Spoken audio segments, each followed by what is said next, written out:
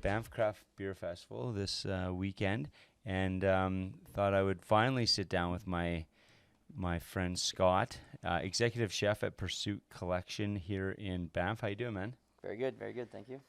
So, just Pursuit's one of those like big, not big companies, but it's a company that has a lot of moving parts. Absolutely. So maybe just kind of walk us through what Pursuit's all about first. Yeah, absolutely. Yeah. So, we're all about adventure. We're always about getting people into the mountains.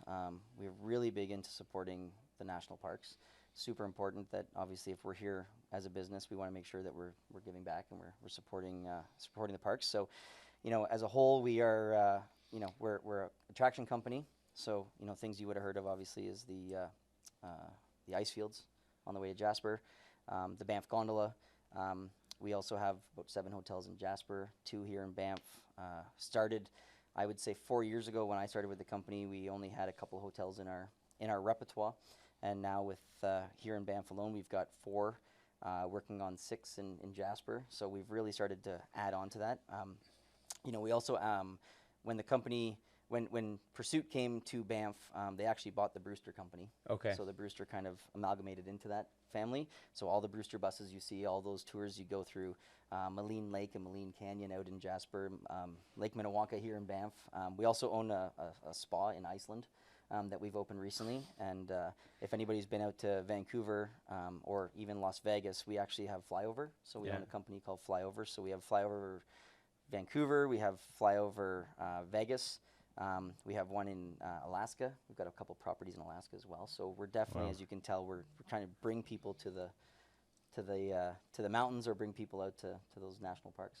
That's awesome. So your history, where did you grow up here in Banff, or where are you from? I'm originally from Waterloo, Ontario. Okay. So I left Ontario when I was 18, sorry, and I've been in Banff pretty much ever since. So I've been in Banff for 24 years, going on 24 years. So what attracted you to Banff? Because I see that it seems like a common thing. People, if they're from the east, there's something about the west that draws them this way. For you, what was it? Honestly, I was a young kid who didn't really know much. Honestly, my mom actually kind of steered me in this direction. She came out here in 1988 with her husband, and they went to the Olympics and saw the Olympics. Stayed at the Banff Springs Hotel, and I went to school in college to be a cook. And while I was there, we had to do an apprenticeship program. And she said, "I've been to Banff. It was really cool. You should go and check it out." And that was '98. Yeah. And I applied for a position at the Banff Springs. I was here for 3 days, not even, and I called her and I'm like, "I'm buying your car. I'm finishing up here. I'm finishing school, and I'm driving back to Banff the next day." And I've literally, since basically May of '98, it was always Banff. It was like, I have to live here. That's awesome. Yeah. So for you, being a chef, was that something that you wanted to do from a young age, or when did you realize that you had a passion to become a chef? It wasn't actually until I kind of came out to Banff. When I applied for college programs, like most, a couple backups just in case. Yeah. I'm a big sports guy, so it started with sports management, was kind of what I wanted to do. I was working at the time, so I missed an interview I had to be at for this school I was supposed to go to. So I didn't get into the program, and my backup plans were a management course and food management. So I took the food management course. It was in my hometown, so it was at Conestoga College, and I did the course, and part of the course was, as I said, was doing a program. So chose Banff, came out, and worked at the Banff Springs Hotel, and was just blown away at the amount of people in this place working together to create these awesome dishes. And I was just like, I think I could be a cook. And that's literally where it came from. It was, my grandma was a great cook when I was younger.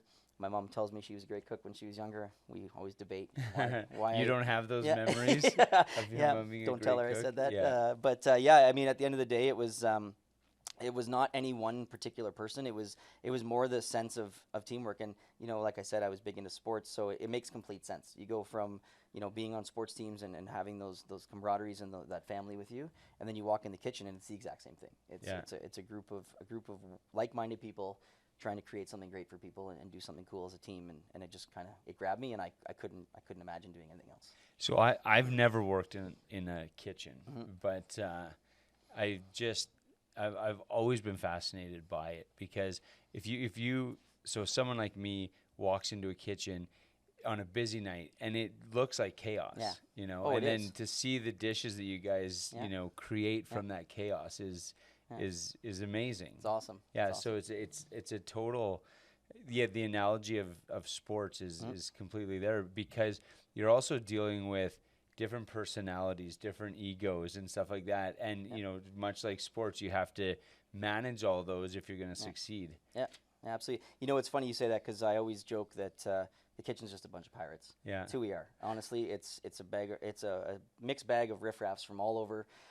You know, what's really cool is you meet people from all over the world. yeah, Because you know it's a universal language. At the end of the day, you may not be able to speak great English, or you may not be able to do great math, or whatever it might be in your world. But you know, for the most part, people can cook. yeah, They might not be great at it. It might take them some time to learn it and understand the techniques and the smaller points and things. But you can take some people who have nowhere to be and no direction and no idea who they want to be, and you can at least show them your passion, and hopefully it's something they can gravitate to and work together. I mean, I've been in the industry for 25 plus years cooking, and the amount of people I've met from all over the world that I can now go and see and visit and go and see what they're up to, or go to their kitchens, or taught them something that you go 15 years later and you go off and you go see them and you're like, man, I remember when I hired you, yeah, and I was like, how did you ever get to this? yeah. How are you making this great food and making a name for yourself? So a lot of young people gravitate to this because like you said, it's almost like a sport. It brings people together, and it feels like a family when you do it. And back to the conversation about busy. Like, busy is where it's at. There's nothing better than being in the kitchen and just getting your butt kicked. Yeah. And when the night ends and everything's good, you just look at each other like, man, we just did that. Like, yeah. It's just such a good feeling. So. And you have to, and it's like, and we're gonna do it again tomorrow. You know what I mean? Yeah, and that's another thing too. There's a lot of angry chefs in the world. There's a lot of people. There's a lot of those stigmas where people say that you're because I'm a very calm chef. I love what I do. I'm always smiling. The busier it gets, the more my smile gets. The happier I am, the more I joke around.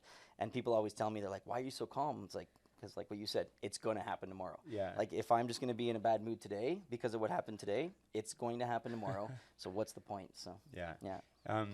Yeah, you mentioned about just seeing people that you've worked with in as they progress in their careers, and I remember because I was in Jasper last week for an event, and I was with some chefs. So Michael Elmeyer, who I was mentioning, but he was seeing some of his former students working at the Jasper Park Lodge, and just his sense of pride of seeing them, in those situations.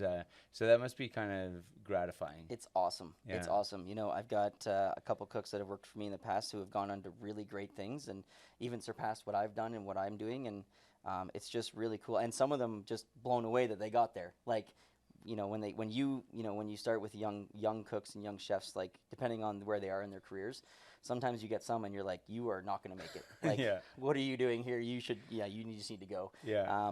There's a couple in particular. There's one in particular that worked with me at the Banff Gondola, and a couple weeks ago, someone came up to me and told me he's got his own restaurant. He's in Victoria, and he's doing a really great job, and his food coming out is on point, and he's running it, he's managing it. And I'm just blown away. I'm just like, man, when he was there, like, I remember having conversations with him about, like, are you sure this is what you want to do, and are you in the right business and whatever. Yeah. And you know what, sometimes you just meet them at different stages in their life, and it's crazy when they move up and move on. So Yeah. Super cool. One of the things we were talking about before we got started was competition cooking. Mm-hmm. And like you said about yourself, is you always seem to have a smile on your face. So you've supported us with our festivals in Banff for many years, but when things are seemingly going crazy, you're just that you're there with a smile on your face. Competition cooking to me seems borderline like psychotic, but you were mentioning to me that you enjoy it and that you've done it before. Yeah, absolutely. It's been a lot of fun. I am definitely not the type of chef who has to prove who I am and what I do. I always said it from the beginning, and I tell all the chefs that I work with, like, the food, you're only as good as your last plate. Yeah. So, working restaurants and nourishing people and giving them great dishes. I'm definitely not a competitive person, even though, as I mentioned, I love sports and being into sports. I'm not really a competitive person when it comes to the type of food I put out. I just like putting out great food because everybody has different tastes. Yeah. Everybody likes different things. So, you could go to a competition, create an amazing dish, but the people that you're serving it to may not understand it or enjoy it, or someone might have maybe piqued their interest on something they Right. liked. From the competitions that we've done, at least with Pursuit, we were in Cochon 666 and or sorry 555. Cochon Oh, it unless there's felt another like, one. Felt like Yeah, 666. yeah. Cochon 555, and that was a really exciting one because my first summer with Pursuit, we were invited to that competition just as a vendor. So Yeah. we went in and we just did one small dish. We just Yeah. did a little thing out in the front lobby before the competition, just to welcome the guests in. And all the guests were like, "Can we vote for you?" Yeah. And we're like, "No, we're just here to put out one dish." So the following year, we were invited to the competition, and it was the first opportunity for literally everybody in my kitchen to be in a competition. Yeah. As I mentioned before, I've done American Royal, Memphis in May, so done a lot of cool stuff in barbecue. Actually did a TV show on Barbecue Pitmasters Yeah. on TLC, so did an episode of that with the barbecue guys that I worked with. So I'd been privy to some of this before. Didn't have the stress because I wasn't the guy. I was just someone supporting the guy. Yeah. So this was my opportunity to be the guy and do something cool, and it was just keeping the team calm, understanding that, just put out the best food you can. Yes, there's a time limit, but there is no difference from putting out a great dish when we're in the middle of it in the kitchen, getting our butts kicked, ready for service and going, as it is like, timeline has to be on the plate right here, right now, in front of these guests. Everything has to be perfect, and it's fun to compete with other people and just to kind of see where you stand in the world and see how your food is compared to other people. That competition specifically was so much fun. One of the chefs from Lake Louise was a friend of mine. At the time, I had just left Fairmont, so we were still friends. Not that we weren't now, but we were just friends. And also, too, the competition was at my old hotel. Right. So I had worked at the Banff Springs for almost 18 years. Yeah. When I left, I came to Pursuit, and it was like, it's like that feeling when you go back to your old baseball stadium. Yeah. It's the bottom of the ninth, 2 men on, or bases loaded, 2 outs, and you hit a grand slam. And it was just like, they announced my name in my old hotel, and it was just like, oh, that's awesome. This is super cool. Like, this was awesome. And the chef next to me from Fairmont Lake Louise, like, he was more excited than I was. Like, he couldn't believe it. We both looked at each other like, as long as it's one of us, like, that's all that matters. And so the camaraderie there is great, and just that aspect of, like I said before, like, being in a kitchen, it's a family. It doesn't have to be just one kitchen. It's kitchens around the world. Like, you walk around and, if someone knows you're a chef, there's an instant connection there. So it's great. Yeah, you can relate to the stress and I think it's a unique family for sure. So when you moved to Banff, so most people see Banff as, it's a town that they visit when they're going skiing or hiking in the summer. Obviously people come to Banff from all over the world. What is it like to live here, though? It has to be, you know what I mean? Like, so it's not, when you're here for a weekend, you can see the glitter and the beauty, but as a town to live in, what's that been like for you? You know what? I love it. It's been a really great experience. The biggest thing I always tell people is you always forget that you're living in the mountains, because you get up and it's like any other person working anywhere else. It's just like asking someone what's like living in Hawaii. Like, you don't really understand it, because you get up, you go to work, you come home, you do your daily deal. You don't get the beaches, you don't get to enjoy the sunlight. It's the same idea. Same thing here. You work, you get your backyard is amazing, and I always say the same thing to Calgarians, being like, have you been here before? And some of them who tell you either no or only once, it's like, you're an hour and a half away from one of the most beautiful places on the planet. You need to take advantage of it. Totally. But in my own head, I'm like, I don't take advantage of it. But that being said, I actually am on the fire department as well, so I'm a paid volunteer here in Banff. So being able to support the community is great. I love what the town of Banff is doing. I feel like they are definitely ahead of the curve when it comes to supporting our town and supporting our locals. I mean, everybody has an opinion. I think some people don't really get the whole gist of what they're trying to do. Right. We are a small designated space in a national park, and all we're trying to do is get people to come out here and see what we get to see every single day. I would love to take advantage of it more, of course. I mean, even if I was an avid hiker and cyclist and was doing it every single day, you could still do it more. There's so much to explore. There's so much to see. I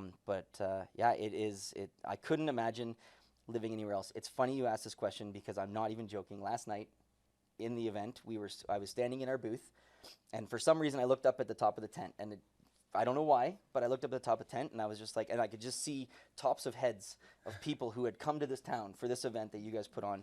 And it was just like, I looked up and I'm like, man, I live here and we do this and people come to us. Oh yeah. It's just super cool that I get to be here all the time and people have to come here and spend crazy amounts of money to stay for a night or two and experience what we experience, and we get to do it every day.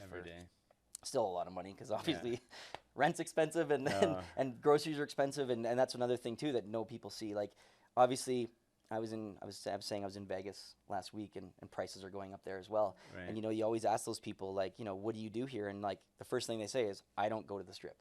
I stay far away from the Strip. I don't want anything to do with the Strip. And it's the same here in Banff. We stay away from Main Street Banff. We kind of go out into the woods. We go out into the trails, and we spend time on the lakes and all that stuff. But Banff as a whole, as a town, it's not very often you see a local driving down the main street. Right. It's that's kind of designated for a tourist, which it should be. It's their space. So.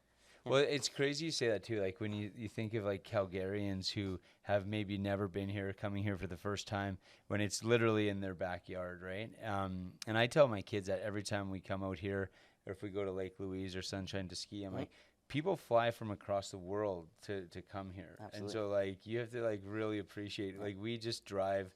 We wake up in the morning and just drive to Lake Louise, and then we're home for supper. You know what I mean? Like it's insane. Yeah. So, in terms of, I know you do work a lot, like crazy amounts. I think last year when we were chatting, you were going on like a vacation after like a ridiculous. A little bit of a stretch. Yeah, a little bit of a stretch. But when you do have a day off, like what do you do? Like when you're not in the kitchen, what are you doing? Yeah, great question. Every day is different. I actually do go to the city. Yeah. I'm a movie guy, so I like to go out and check out a movie here and there. I am trying to catch up on food. So if I hear of new restaurants opening in Calgary, I try to get out there and try to see what kind of people are doing and stuff like that for sure. My summer passion has recently changed. It went from having to work all the time. With my new position, I'm more of a Monday to Friday guy, which is kind of nice. So I get weekends off, and myself and my roommate, we actually, right before COVID, we bought a full-size school bus, and we actually converted it into an RV. Really? Yeah. So in the summer, when possible, weekends, I am literally somewhere down the road, out in the woods, in my school bus. I can put my motorcycle in the back and go wherever I want to go. That's wicked. Yeah, so it's kind of it's been about new adventures, trying to find cool places, new views, new things, go out for hikes when we're out there. But so kind of mobilized myself to get out into the mountains more. Well, and one thing we were talking about off air is you love Lego. Unfortunately, I do. It is an expensive hobby, but it's been. I found myself buying all the old the sets of all the things I remember when I was a kid. Yeah. So it's a really great way for me to turn my brain off, get home from work and not have to think about it. Just flip the book and put the pieces together. Next thing you know, you have all these cool creations. But yeah, it's a really weird hobby. It's an expensive hobby, very expensive hobby. But yeah, it's cool because it's nostalgic. A lot of the kits I bought is things that I loved when I was a kid. Yeah. So it's kind of taking me back to that time. Yeah. So yeah. Well, because I have two kids, two girls, and both very much into Lego. So I just assumed, okay, they'll outgrow it. But after our conversation, I'm like, okay, this could be a lifelong passion. It will be. Which I'm okay with because I've been wanting to bring them to Legoland forever. Nice. But just through COVID, obviously it wasn't able to happen. So now I'm trying to do it, and I've always been worried. I'm like, I don't want them to like age out of Legoland. But you've given me new hope. They're gonna be okay. Well, I mean, the conversation we had today, which obviously totally candid, is your other operator here. He has even more kits than I do. So he's you bring it up, and next thing you know, you have this huge conversation about Lego. Do you watch Lego Masters? I do not. I watched the first episode, and I love. Is it Will Arnett? I loved the first episode. I just That's another question. That's our family weekly tradition. That's amazing. Yeah, I wish I did. There's so much to watch. There's so much stuff, and once again, working so much, it's hard to. Oh yeah. It's hard to pick stuff because you need to keep it. Yeah, or else you just get out of control. So we've been doing the BAM Festival for well, I should know this, 7 or 8 years, let's say. But so when we first started working together, you were at the Banff Springs, is that right? That's correct. Yeah, I think the first or second one I did was with you guys, with that, and I mean it just carried over. Yeah, So. and then so from there you went. So Sky Bistro, just maybe explain that, because that is, I would imagine, probably one of the most beautiful places to have a restaurant. Absolutely. Like, it's just amazing. So yeah, talk about working there, like what the concept is, that sort of thing. Yeah, for sure. Yeah, so started there in February of 2018 is when I moved from the Banff Springs over to Pursuit, and took on that restaurant.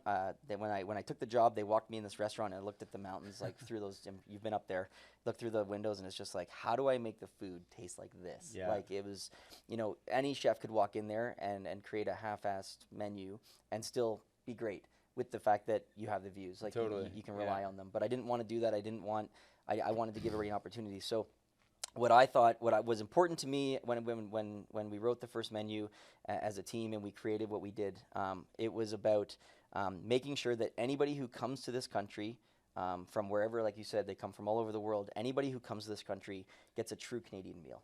Right. We love local ingredients, local suppliers. It's super important to us that, or to me anyways at the moment, was that we have this opportunity, this iconic Banff gondola on top of this huge mountain, where we could create something where anybody from all over the world could come in and be able to experience a true Canadian experience. Yeah. So that's really what we stuck to, is if you go up to Sky Bistro, it is, fine dining. We make the joke that it's elevated fine dining since we're on top of a mountain. Because it's but the idea really is that we don't want it to be stuffy. We want it to be we want a great experience. We want you to communicate with your servers and talk. The chefs always like to go out. When I was there, I was out almost every night speaking to our guests, and then as well, the new chef there, Chef Claudius Wolf. He's done a great job with the newest menu, and he's out there speaking to the guests and stuff. And we really just want to create that awesome Canadian hospitality experience where, like, you come in and it's welcome to our home. Yeah. Welcome to what it's like, a piece of Canada. Yeah. So that's really what Sky Bistro was, and that's where we started with you. That was the first restaurant that we came to with Beer Fest. We really wanted to make sure that that's what we were putting out was the best product we had in the Pursuit company. And then over the years, I think we did Farm and Fire 1 year. Yeah. So we used that restaurant as an opportunity, and then this year now we're here with Brazen, which is our newest restaurant that we opened in Banff at the Mount Royal, and we just want to make sure we're getting out there and showing people that Sky is great. Sky is our number one, and that is still our diamond. That's our one restaurant. But Brazen's a whole new concept, which is definitely, we call it elevated lounge. It's more of a sharing thing as well, so it's definitely that come on in and order a bunch of different dishes, and we also want to keep it somewhat local with a twist. So one of our main dishes is actually ginger beef. Yeah. Which, who anybody doesn't know, ginger beef was actually created in Calgary. That's true. So it's a Calgary dish. Same with the Caesar, the drink. The Caesar was created there as well. So one of my first dishes in Sky was actually a mussel dish made like a Caesar. So using that Canadian feeling in that local Calgary dish. And now with Brazen, we've got ginger beef on the menu that Chef Dan created that was just out of this world. It's just got a little bit of touch to it. We actually light it on fire when it comes to your table, and so we wanted to kind of bring that experience in. And then obviously the other one that we used to do was Farm and Fire, which is more of a family experience, or not family, sorry, family style. Right. So you'd go in there and you can order like a whole chicken or a flatbread, or we have some really great Forno pizzas, and we do this really great new dish that Chef Jason just put on the menu that's like this huge piece of short rib with a bone marrow as well, and it's just made some really cool stuff. So so every chance we get, once again, Canadian as much as we can. Brazen's the one restaurant in Banff that we've done where we're okay to go off the rails. We don't have to stick to that Canadian experience. We're happy to kind of go from there. But back to your thing, Sky was definitely that Canadian experience. So. And so just maybe explain to me what that means, Canadian cuisine or Canadian food. Like, what do you think of when you think of like Canadian food? Because I think it's easier for people to say, like, okay, this is Italian food, this is French food. Totally. What's Canadian food? Canadian's a mishmash, honestly. Yeah. Canadian doesn't have an identity. I mean, everybody that's watching this right now first thing that we said when we said Canadian food, I'm sure everybody said poutine. Yeah. It's number one, without question. It's more you know, for me, it was things I grew up eating. It was things that, you know, I had in my family. The things that my mom would make, my grandmother would make. There's no, in my mind, there's no true set Canadian. One good thing about living in Alberta is I think we have some of the best beef on the planet. Right. So, you know, a lot of stuff is, you know, meat and potatoes. It's pretty straightforward stuff. It's you know, steak, potato, veg. For us, it's not so much straight up Canadian cuisine. It's more for us, it's about the ingredients we use, where they're coming from, making sure that a guest understands that if they're coming here, everything that we got was, you know, within Canada. Obviously, we are landlocked. There is no way we're going to be getting, you know, fresh salmon or, you know, halibut or those kinds of things, but we can reach out to, you know, BC and out into the East Coast, and we can bring some of those things in. Doing things like a seafood chowder. It's been on the menu since we opened up in Sky. Things that are just, you know, hearty, and, you know, things that if you went to the East Coast, you'd have fish and you'd have seafood and things like that. So bring a couple of those dishes in, and then just put that Canadian local ingredient to it to kind of create it. But, you know, we stay away from, you know, like things like curries and pastas as much as we can. If we're going to do a pasta, we would just make sure that we would use local Canadian mushrooms, for example. We use Canmore Pasta as our pasta company, so we would make sure that we would speak to Canmore Pasta and create a pasta that kind of accentuates who we are. Whether it would be a mushroom ravioli or even a butternut squash ravioli or something like that would use those Canadian ingredients, or at least made by Canadians, so that we can give that once again that experience to our guests. So. Yeah. And I love the fact that really ginger beef is, well, it's an Alberta made product, so that can be proudly put on the menu as a Canadian well, that's just it, right? It's not it was obviously not intended in that way, but it was something that was created in Canada, and we're gonna go with it. So I love it. Totally. So how many years have you been a chef now? How many years have you been in the industry for? Well, if you want to count McDonald's, I started when I was 16. Was my first job. Actually, my first job was at a place called Chippy's Pub. That was when I was probably 14 or 15, and just a dishy. And that sounds highly illegal. It probably was, absolutely. But I got chicken wings for a really, really good price, and it was right around the corner from my school. And on Tuesdays when they had wing night, all the guys would go, or Wednesdays was wing night, and all the kids at lunch would literally go over and get, you know, literally there'd be kids who'd order 4 of them, like whatever it was, the 10-cent wings or whatever, because, you know, high school kids are what they are. But that was my first thing. I went in there and I was buying wings, and I was like, you know, I saw the guys and running and doing whatever they did. I'm like, you know, I should go in there. And so long story short, I went in and got a dishwashing job, did that for a bit, and then McDonald's was obviously a big one, which I absolutely, nothing but respect for all these fast food places. They know how to train. I'm not saying the food's great. That's not what I'm talking about. But the training, the attention to detail, the food safe, all those things. It blew my mind when I started working there, how important it was to be safe and be clean, and you know, how to learn how to mop a floor. Things like that. Basic things. So, and I think McDonald's, like, I've had this conversation with a lot of people.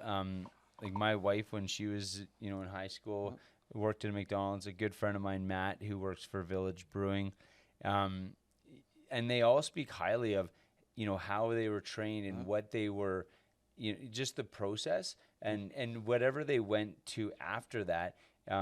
What they learned at McDonald's was always applicable, and so when I hear that people worked at McDonald's, I always see that as a huge positive, because it's similar to a lot of people in the food industry. Maybe you don't agree with this, maybe you do, but a lot of them worked at Earl's. Like I know, like when I was growing up, and there was something about the training that just kind of set them up to do well in the industry. Yeah, absolutely. And you know what? It's funny you say Earl's, because my brother actually was a kitchen manager there for a bit, and I remember in the summer of 2000, he was like, "I need your help."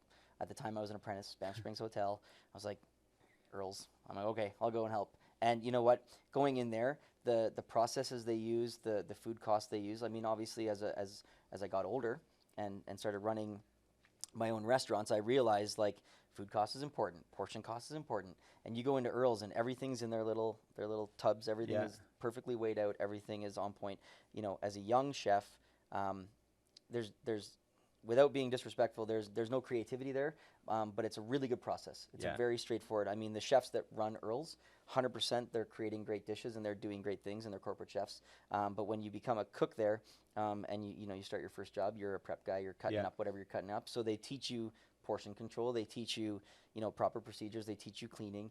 Same with McDonald's, they teach you all these great things. And I grew up in Ontario, so Earl's was never a thing for me until I got until I got here. I mean, obviously we had like Moxie's and to guess, we talked about Tony Roma's for a bit there, and Eastside Mario's and all those kinds of things. But yeah, Earl's was never a thing. But then when I came out here, my brother had the job, and I went and worked with them for a bit. And I was very impressed with the organization. I was very impressed with the way that they put their dishes together and how they actually created standards, which to this day is something that we do use in the industry, which is crazy. It's amazing.